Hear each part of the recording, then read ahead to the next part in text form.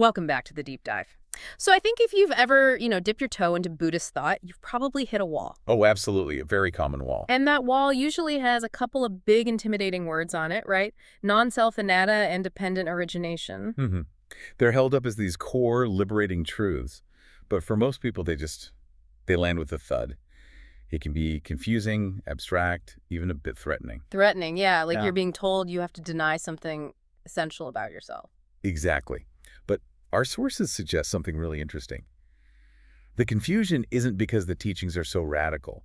It's because we're quietly misreading them from the very start. And that is the key era we're diving into today. We want to show you why you almost always misread these teachings and how fixing this one single orientation error can unlock, well, pretty much everything else. It really can. So what is it? What's the central misalignment we're all making? The error is this. We instinctively read descriptions of structure as if they were descriptions of time. Okay, unpack that. Structure versus time. We're just wired to think in stories, in sequences. First A happens, then B happens, and that eventually leads to C. It's a timeline. And we apply that logic to these Buddhist concepts. We do. When you see dependent origination with all its links, you immediately think of a chain stretching across lifetimes. Which means you need a thing, some kind of soul or self to carry the process forward along that chain. Precisely. But a huge amount of the Buddha's teaching is purely structural. He wasn't telling a story. He was giving an account of how your experience is arranged right now. It's a definition of conditional coherence. So if condition X is in place, then configuration Y just appears, regardless of time. Yes. And when you shift your reading from sequence to structure, the whole idea of self changes completely. You stop looking for a thing to destroy. You do, because the structural reading shows the self isn't some entity you have to find and annihilate. It's what our sources call a positional habit. A positional habit. I like that. It's just the subtle, assumed feeling of being an observer, located somewhere inside what is known. The teaching isn't denying you exist. It's just pointing to the verifiable absence of any inherent necessary place to stand within your own experience. Okay, positional habit is a great phrase, but let's make it really concrete. Is that just the feeling of familiarity when I open my email in the morning? Or is it something deeper? It can be that subtle, yeah. Yeah. But think about this. You've just finished a really difficult project at work. There's a quiet moment, and then this little jolt of internal ownership. I did that. Right. I know that feeling. That feeling of being located inside the achievement, of being the subject to accomplish the object. That's the positional move. That's the habit of standing. Which brings us right to our first deep application, redefining anatta, or non-self. It is a no-self. It's Yeah, non-standing. It's the simple, verifiable absence of any solid footing. And this is where that great analogy from our sources comes in, the one about the photograph. It really clarifies this structure versus sequence thing. It does. So imagine you're looking at a photograph. A temporal reading, the story reading, would ask, what happened right before this picture was taken? What's going to happen next? Exactly. It's looking for the narrative. But a structural reading asks a totally different question. What conditions had to be in place for this image to appear at all? Light, a lens, some kind of surface to capture the image. Yes. Those are the structural conditions. And here's the key. Nothing in the photograph itself has to change for you to see that structure. Precisely. You don't have to wait for the people in the picture to get older to verify that a lens was necessary. Yeah. And in the same way, nothing in your immediate experience needs to be destroyed or changed for the structural condition of non-standing to be seen. You're just looking at how it's built, not what it's doing over time. This reframes the Kakarama Sutta so powerfully. It really does. The Sutta says that everything you experience, everything seen, heard, sensed, cognized, is fully known. But then it adds this incredible line, the Tathagata does not take a stand upon it. That's it. That is the path. Tathagata isn't just a name for a historical person. It becomes a name for a mode of knowing. Knowing without placement. So if clinging is the act of standing on what you know, the Tathagata is simply not doing that. Not engaging in that act. But I'm sure someone listening is asking, okay, if he doesn't take a stand, how does he do anything? How does he function? Isn't non-standing just being passive? Not at all. Functionality is just part of the conditional flow. The aggregates form, feeling, perception, all of it, they still operate. What's missing is the internal requirement to identify with that functioning. Which is why the instruction is always to see the aggregates as this is not mine, this I am not, this is not myself. It's a removal of footing, not a metaphysical denial. You're not saying this feeling doesn't exist. You're just saying I am not occupying this feeling as a fixed position. That is the core insight. And the Jetavana simile just nails this down. Remind us of that one. Imagine the monks of the Jetavana monastery. The simile says if someone came and carried away all the grass and sticks from the grounds. A real physical loss. Their property. Right. The monks wouldn't feel loss because those things are not self or belonging to self. Now just map that idea from the external world of sticks and grass to your internal world of thoughts and feelings. If you see them the same way as conditioned material, not owned property, you don't feel that sense of personal loss when they change. So abandoning the aggregates doesn't mean destroying them. It just means do not occupy them. They function, but they are not your foothold. And that idea of a misplaced foothold, of occupying the wrong thing, that leads us straight into how this error messes with our attention. This is what's defined as ignorance, ayoniso manasikara. Which we translate as unwise attention. But it's crucial to get that this isn't about being uneducated or not knowing enough facts. Ignorance is an active error. It's the act of applying your attention in a way that quietly assumes a place to stand. And that assumption makes us ask all the wrong questions. Hopefully. Questions that feel incredibly profound, but they're actually traps. Like, who is it that's feeling this? Or, what am I really? Or, where do I go when I die? All of those questions are downstream.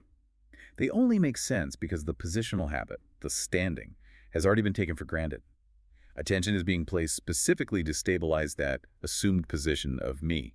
But why is that so tempting? I mean, even people who've practiced for years fall into that.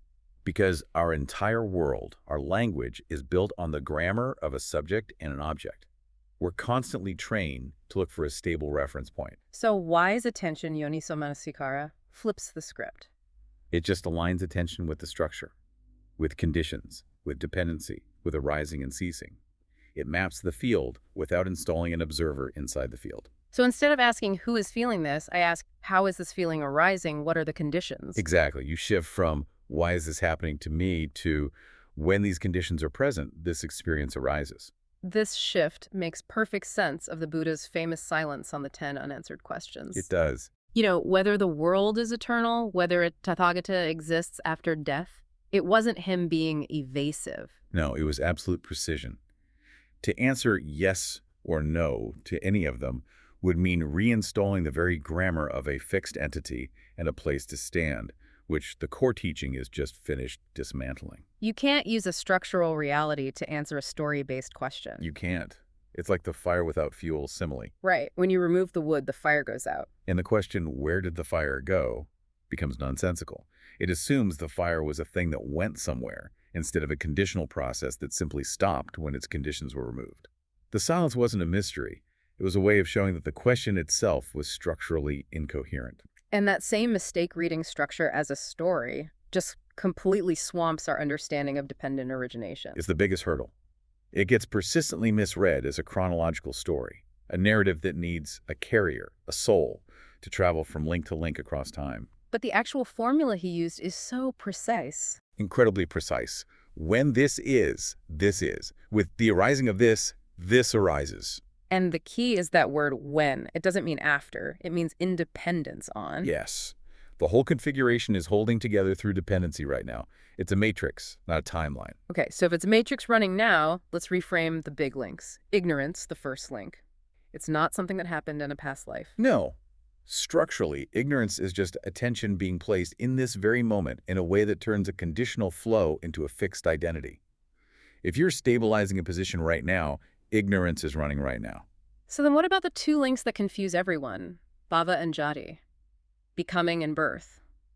If bhava isn't about becoming in a future life, what is it structurally? Structurally, bhava is structural readiness. It's the built-up capacity for a particular configuration to be occupied as someone.